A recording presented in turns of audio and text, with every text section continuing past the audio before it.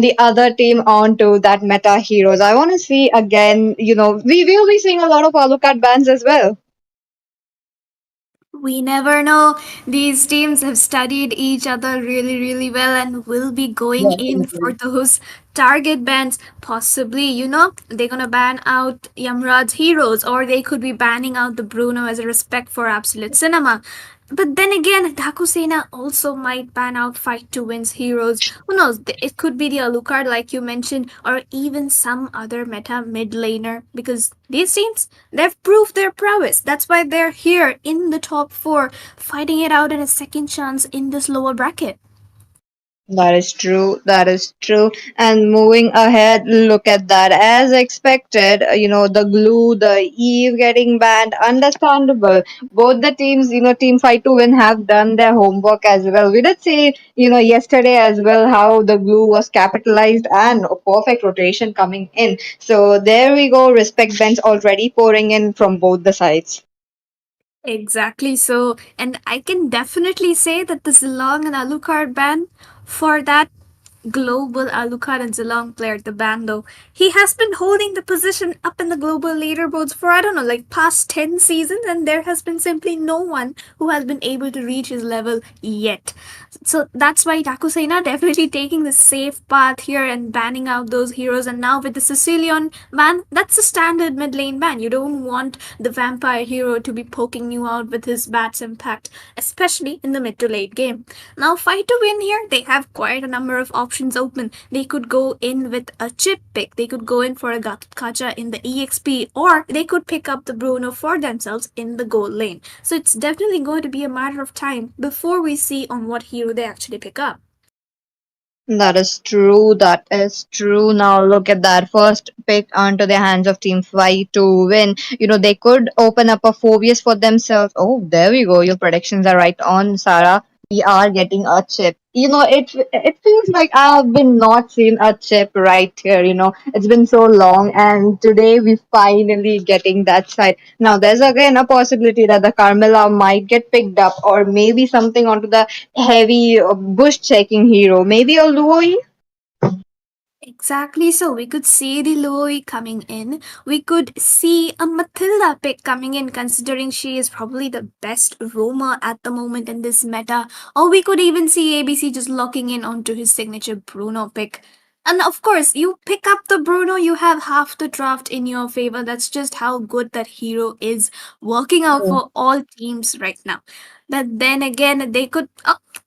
Told you, and they actually lock in onto the alpha as well, not risking that jungle pick and not giving it away to the enemies either, and just securing what they are comfortable with.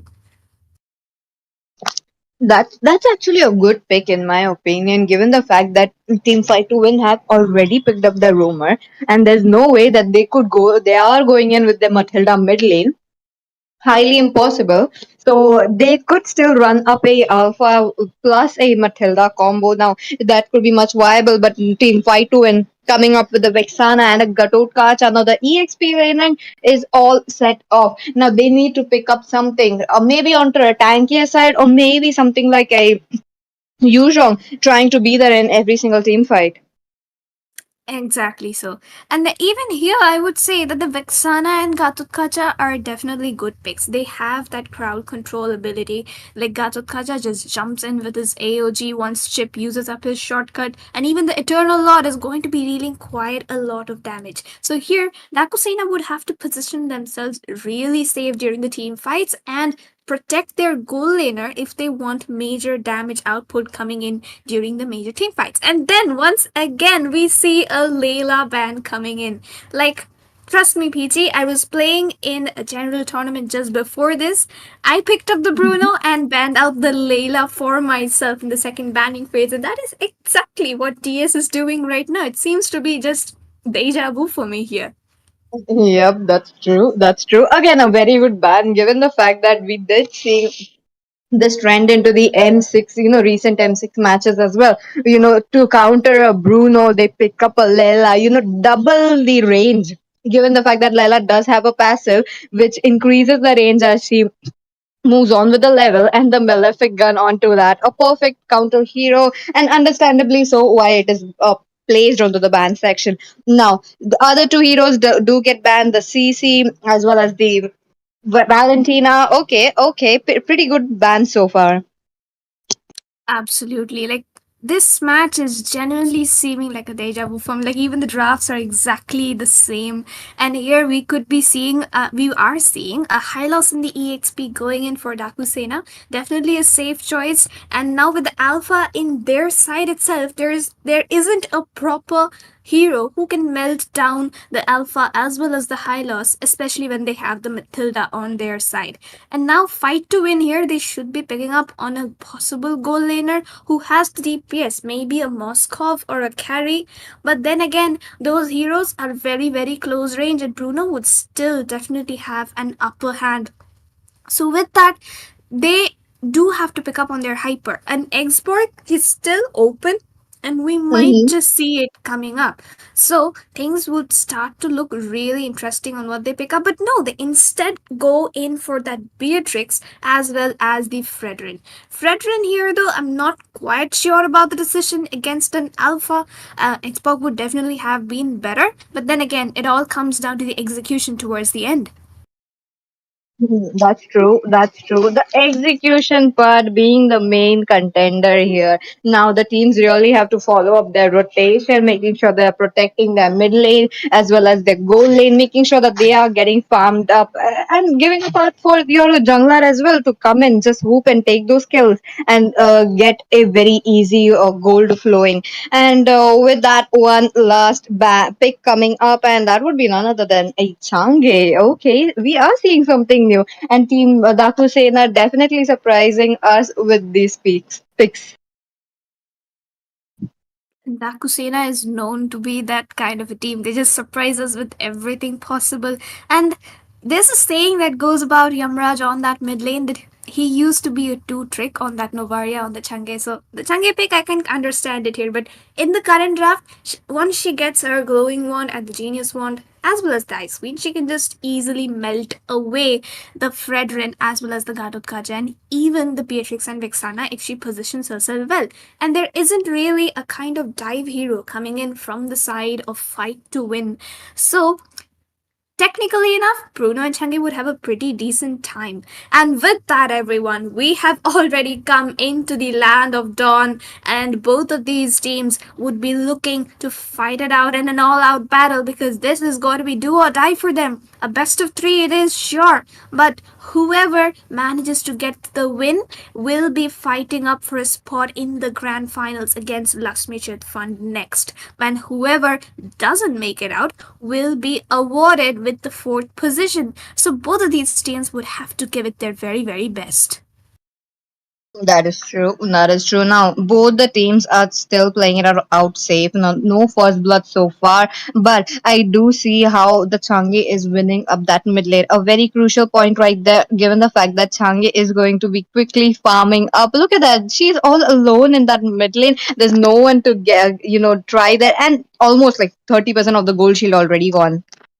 Yes, that's a very Yamrat's kind of specialty. He's going to build up that feather of heaven and just take away all your turrets and your gold with that little extra attack speed and then go full burst build. So that's a really, really smart decision coming in, and I guess it comes with the experience of playing that hero so many times.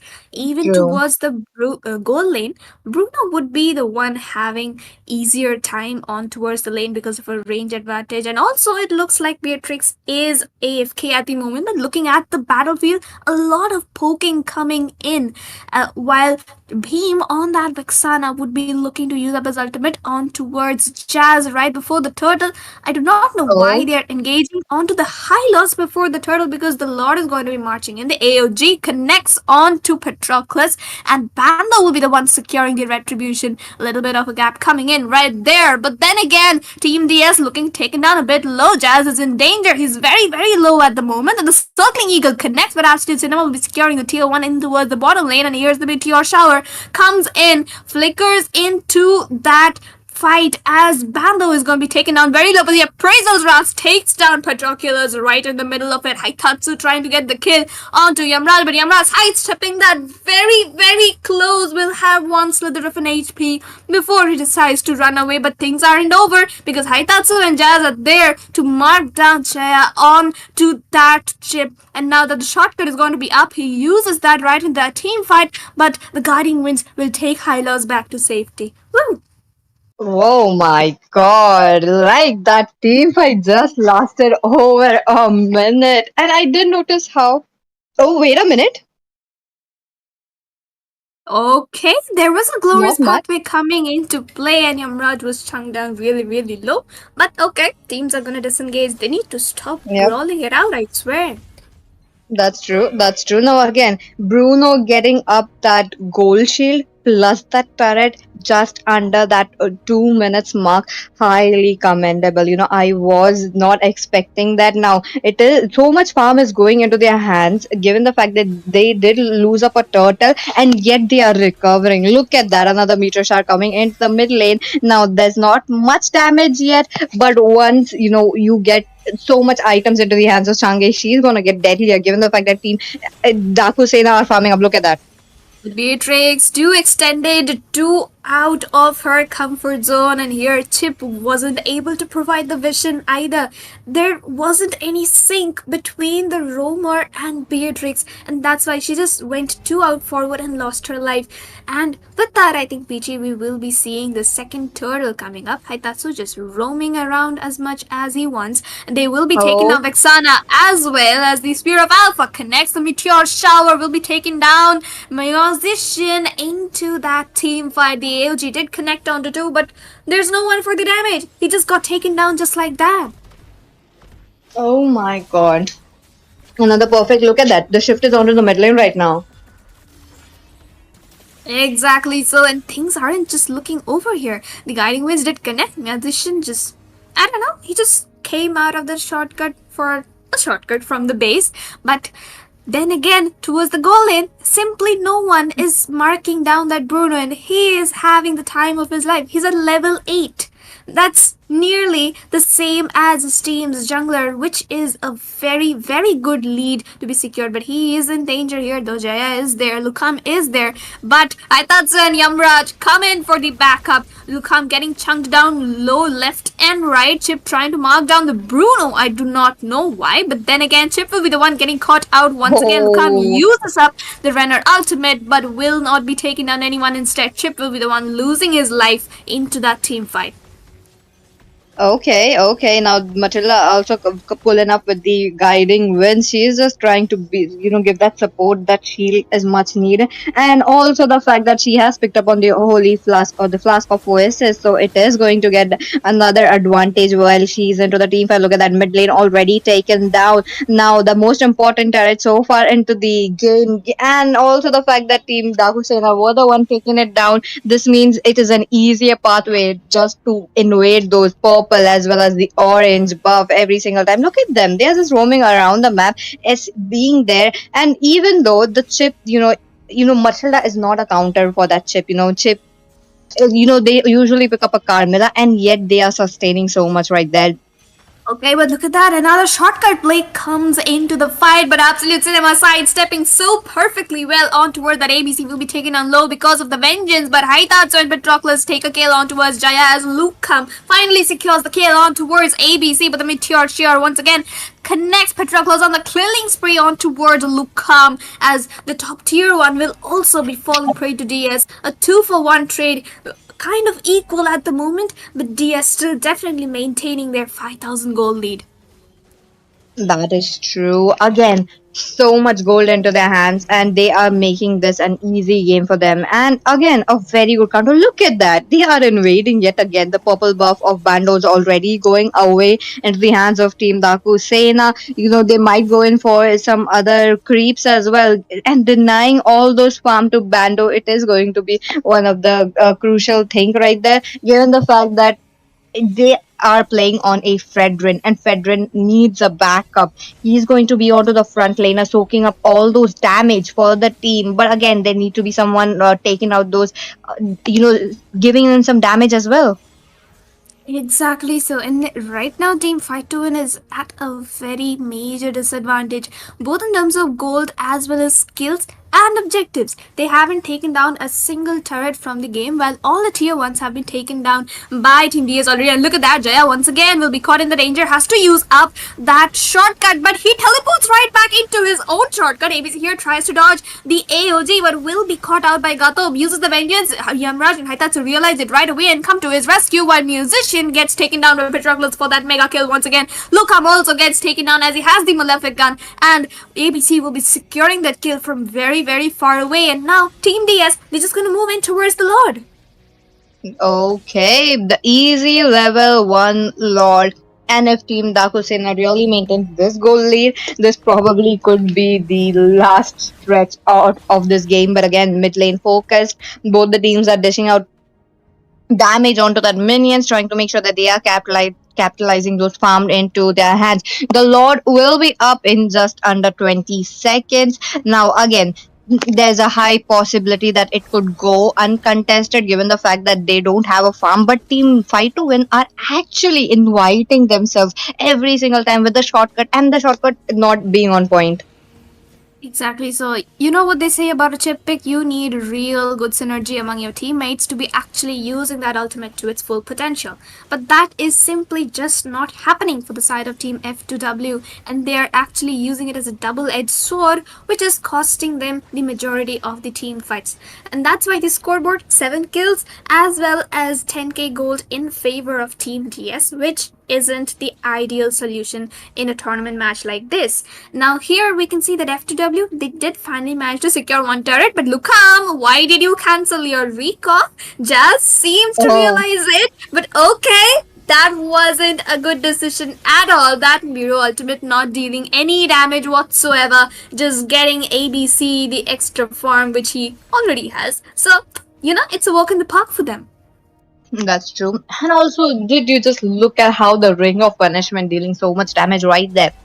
This clearly shows the goal difference between both of these teams. Now, the mid lane focus is already there. The turrets are falling down left and right every single time. Okay, one knockup coming up from the Eternal Lord, not much. Exactly, so that's just going to deal a little teeny weeny bit of damage as the minions are going to be coming in. And now, with the Heaven's Blessing gone from the turret, shield beam has to flicker out from the meteor shower range. It is going to be dealing way too much damage. The Lord is going to be marching down the top lane, gets successfully taken down, misses the Spear of Alpha, but Panda right there was going to be taken down very, very low. Absolute Cinema caught a little bit of a punch, but will be running back right away with the guiding wind. Sidesteps the AOG, manages to run away, isn't hitting the vengeance. Gatotkacha will safely be escaping the situation as his HP is already back to full. He takes down the inhibitor turrets on both the mid and the top, gets the mega kill onto Jaya, and will be taking the double onto Beam. He's going to be fighting right under the base, tries to take them down. Will he be trying for a maniac actually here? Bandu gets the taunt, the turret damage hitting him, dodges that rocket ultimate, and will be marking down the base now, having the fun of his life, I would say. And the minions are going to be there, and the turret is wide open, and the base crystal goes down in the hands of DS in the very first game to settle the score for a 1-0. What an easy final stretch into the hands of Team Daaku Sena. Those minions were pouring in from the top lane onto the mid lane, making sure that they are getting those advantages. But again, Bruno with that malefic gun really, really helped them to take down the crystal. Now we did see how Lucam was trying to play it safe, trying to deal those damage from the back lines, but that was just not enough. Exactly so, well said, Peachy. And Bando, even though two of his main heroes were banned out, he performed really well on that Fredrin. A little work had to be done on that build, though I would have suggested a physical defense first instead of the Guardian helmet directly. But then again, Fight to Win has to do a better job with their synergy as well as the draft. In terms of damage, definitely Bruno having 42% damage. That's like the highest we can ever see in a proper tournament match. And even Yamraj with the highest push coming in from the side of DS. And Beatrix being the only one who managed to hit the turret from the side of F2W just shows the amount of map control which DS had. Agreed, Sarah. And with that, that was it for this match. Pretty well match coming in from both